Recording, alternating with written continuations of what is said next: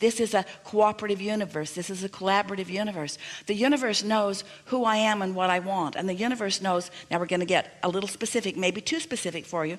The universe knows who I am and what I want relative to all topics, and even relative to this topic of companionship or partnership. The universe knows who I am and what I want. The universe has been watching my expansion and evolution. The universe knows exactly where I am.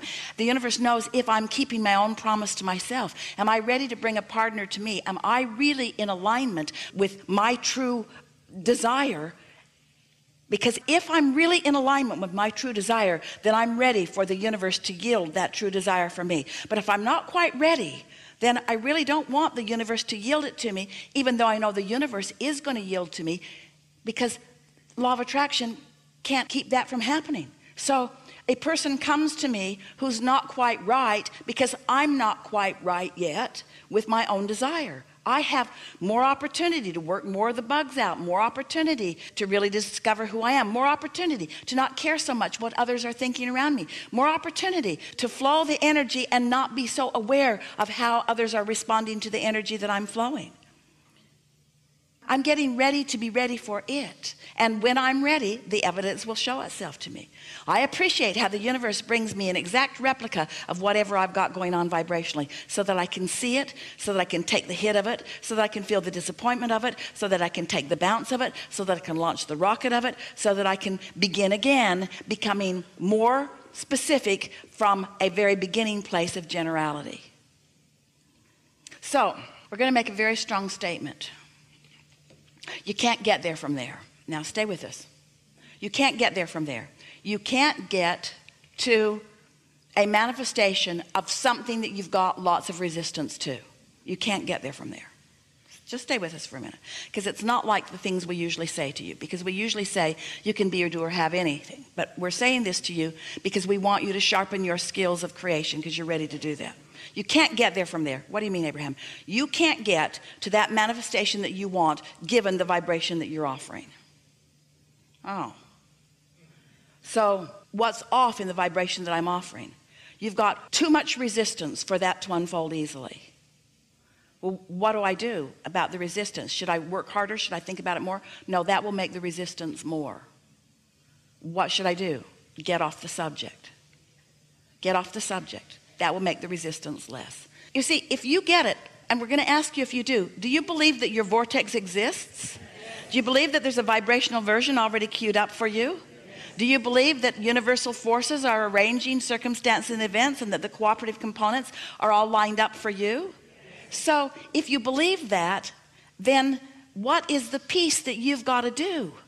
You've got to allow it. You've got to get yourself in the receiving mode, which means you got to be happy anyway. You got to be lighter about it. Well, how do you be light about something that you're heavy about? Don't think about it for a while, and it will dissipate. And then next time you think about it in more general terms. It's like the movie that our friend was talking about. You have to reestablish your own communication between you and your inner being. And your inner being is not speaking to you in words. We sort of distort that when we're talking to you with all of these words. In fact, sometimes the words are so much it's like a hair blowing back experience for you. You'd be better off not even listening to all of these words. Your inner being is not speaking to you in words. Your inner being is offering blocks of thought, which you are translating into impulses, into memories, into thoughts, you see. Is it safe to go back to the memories that were happy? Like, does that generate where you're thinking that's like just wipe it all away? Do you feel how reluctant you are to let go of what you've been doing that isn't working? Well, that I thought did work. I mean, I remembered this, and then somebody came, but then they went away. What? No.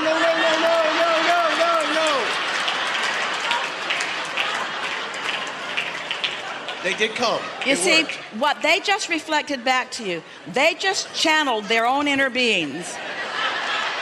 And what they reflected back to you is what you're doing vibrationally. It doesn't matter what the words or the actions are. They reflected back to you the mood. You got to get over being disappointed before you can start the momentum toward what you want. You got to get over being lonely before you can start the momentum toward what you want. You got to get over feeling like it's not fair before you can get something that you want. Everything that we're talking about, we're trying to get you to a neutral zone, to this place where the resistance is all finally at bay, where you can wake up in the morning and start thinking some thoughts that are getting you in the direction of what you do want. This will help you a lot. Your inner being never looks back. So your inner being is not trying to mine anything that went anyway before in order to give you something now. Your inner being's not looking back. Your inner being's only looking forward. And so when you look back, it's almost always a minefield, almost always. Okay, so really just wipe everything and go neutral. But even in the wiping of it, can you feel that the wiping of it is an action that doesn't wipe it, it shines a light on it? I'm going to wipe that out. What, that?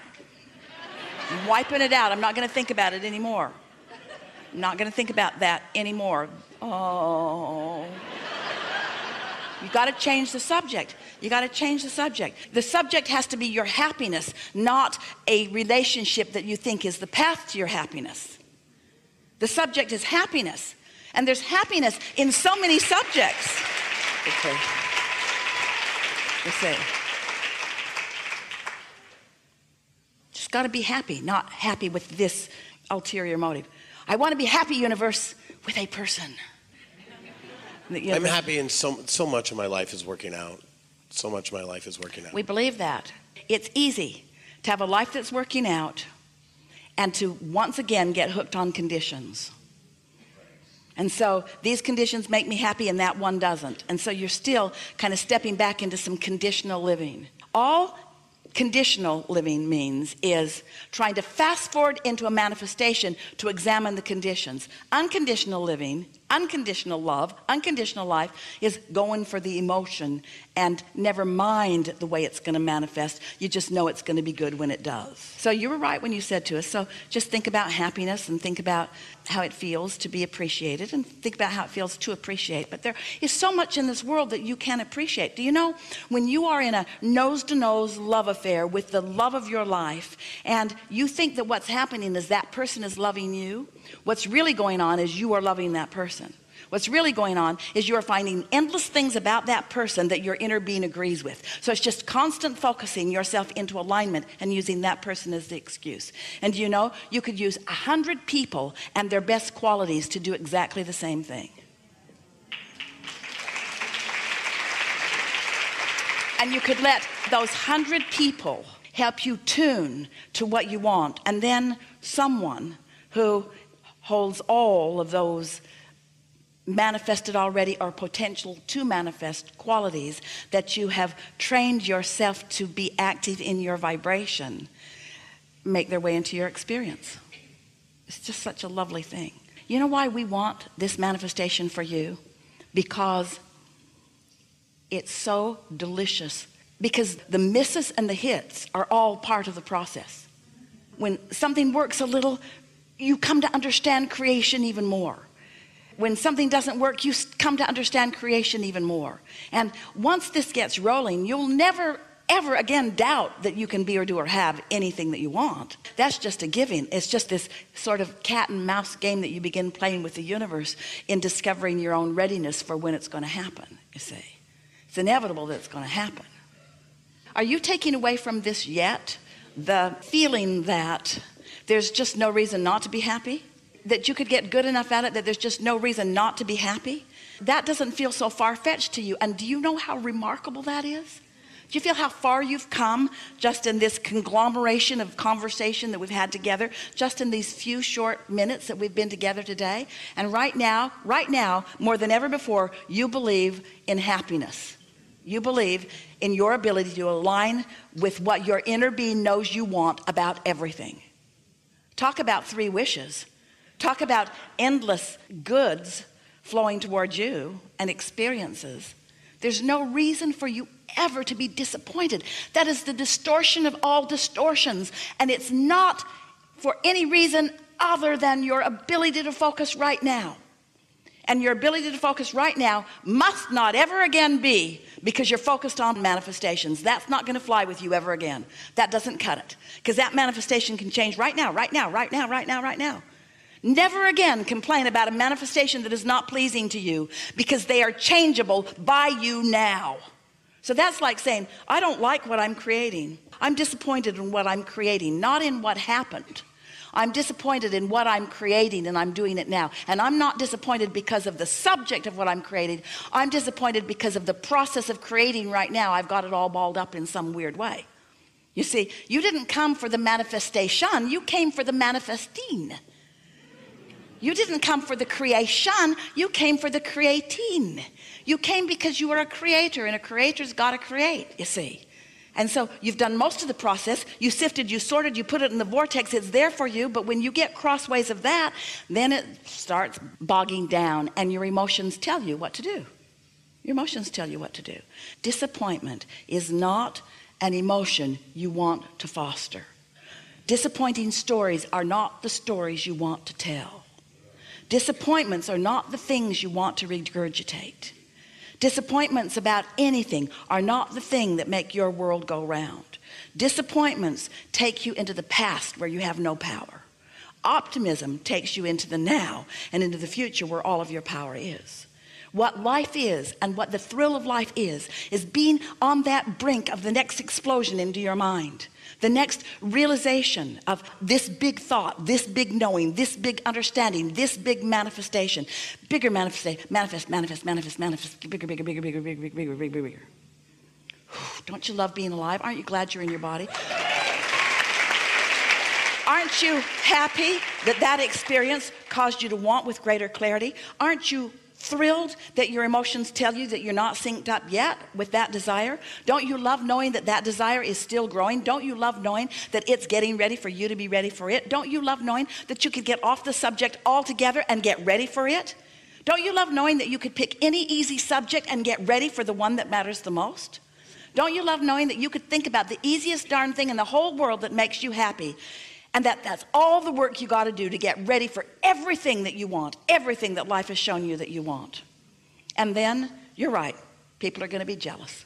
They're going to look at you and they're going to say, that's not fair. You didn't do it the traditional way. You didn't do it the way I would have done it. You didn't do it the right way. You didn't do it the way we wanted you to do it. You didn't do it. You didn't do it. You didn't do it. There's a lot of things that aren't any of your business. And you just push those people away, or just ignore them? There's a war against drugs and a war against teenage pregnancy. So anything you're pushing against. So just look at the people who are happy for you. Look somewhere else. Look at the easy things. Look at the things that are easy to feel good about. Fans, more than critics. It's easy to feel good. It's so easy to feel good. It is so easy to feel good. Look where you are. Look at this day. Look at this world. It is so easy to feel good. Look at the potential. Look at the balance. Look at the diversity. Look at the stuff that the universe is made of. Look at the longevity of you. Look at the wholeness of your source. Feel the bigness of all of this. Feel the bigness of you when you focus within it. These are such good times. There have never been more emphatic, exhilarating times for humans to be present and on the path of deliberate creating. It has never been better than this, but it will get better. It has never been better than this, but it will get better, because it is the nature of this expanding universe. And when you croak, and you will, you'll leave behind all the things that bother you and take with you all the things that you desire, and that will be the basis of the vortex that will sustain you eternally. And meanwhile, you're not here to fix broken things. They aren't. You're not here even to make the world better. It's not like that. You're here for the purpose of genuinely finding things of interest to you to focus upon, so that life can flow through you. When you let life flow through you, you feel really, really good. When you pinch it off even a little bit, oh, you feel disappointed. This is a really good conversation. Thank you. Yeah. Really good. Really good.